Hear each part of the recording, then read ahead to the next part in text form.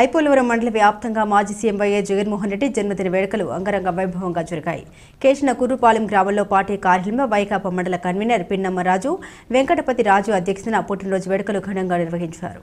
ఈ సందర్భంగా రాష్ట్ర పార్టీ నాయకులు ఢిల్లీ నారాయణ, ఎంపీపీ మోర్తరాణి, మిరియం జ్యోతి, సర్పంచులు, ఎంపీటీసీలు, మాజీ సొసైటీ అధ్యక్షులు, గ్రామ కన్వీనర్లు, బూత్ కమిటీ అధ్యక్షులు, నాయకులు మధ్య పార్టీ ఆధ్వర్యంలో జగన్మోహన్ రెడ్డి 52వ పుట్టినరోజు కేక్ కటింగ్ నిర్వహించారు.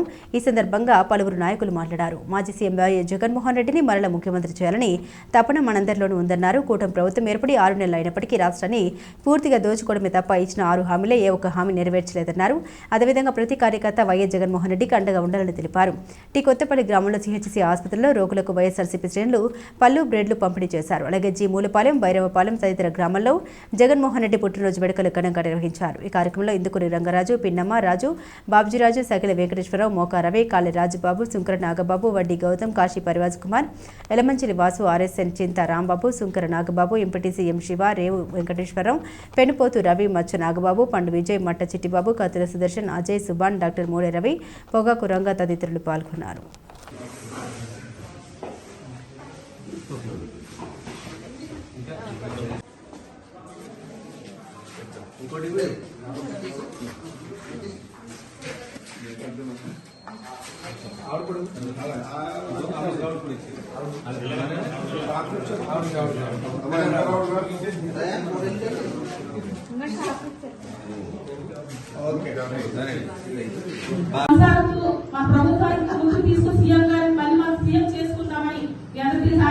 సంతోషంగా ఐశ్వర్యంతో ఆరోగ్యంతో సీఎం గారు కోరుకుంటూ మీ అందరికీ మరొకసారి శుభాకాంక్షలు తెలియజేసి తీసుకున్నాను.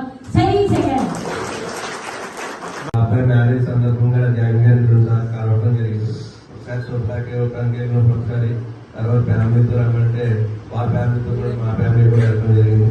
అది అధికారంలో ఉన్నప్పుడు మనకి అవకాశం రాలేదు, అధికారం లేనప్పుడు మనం వెళ్ళడం జరిగింది. అయినా కూడా ఆయన చాలా ఆప్యాయంగా మరి పిలిచి అన్ని అడిగి వివరాలు అడగడం జరిగింది.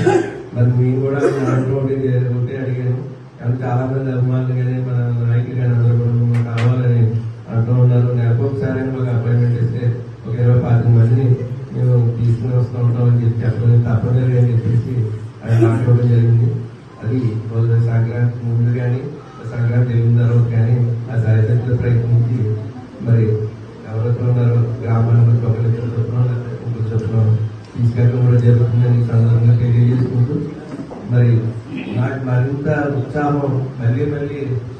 ఎందుకంటే మండల స్థాయిలో మరి ఇంత మంది వచ్చి మళ్ళీ నాకేం కష్టం అనిపిస్తుంది.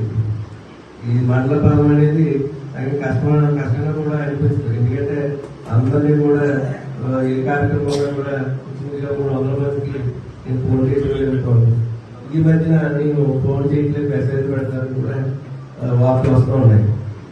కానీ ఏంటంటే మనం ఫస్ట్ నుంచి ఆపనాలు వేసాం కాబట్టి ఆపనాదే ఉండాలి నిజంగా కూడా.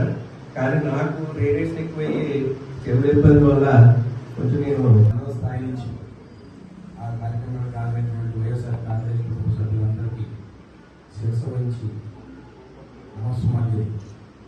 ఎందుకంటే చాలా కాలం మనం ఒక సమూహంగా కలవడం జరిగింది. దానికి ఈ విధంగా ఏర్పరిచినటువంటి మండల అధ్యక్షులకి ప్రత్యేకమైన ధన్యవాదాలు చెప్పారు.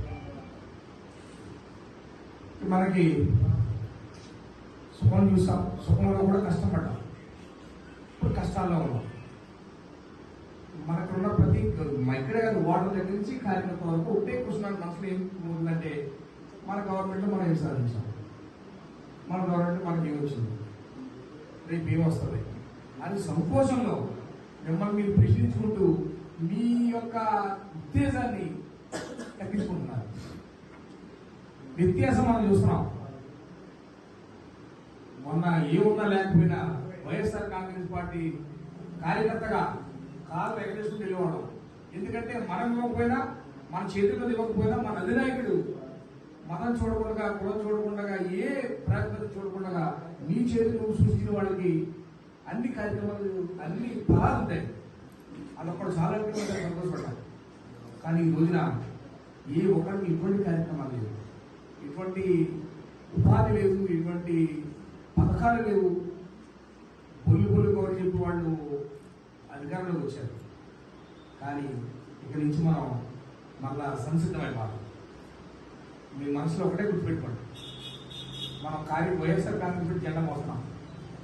మనస్ఫూర్తిగా పోయినా దాంట్లో అరాపరా ఉండకూడదు. మరి ఇంకా అరగా వచ్చి ఏముంది, మనకి ఏం చూశారు, నాయకుడు ఏం చూశారు, మనం పోయేలా అలా అలాగే లేని వాళ్ళు అలా ఆలోచించుకుంటారు.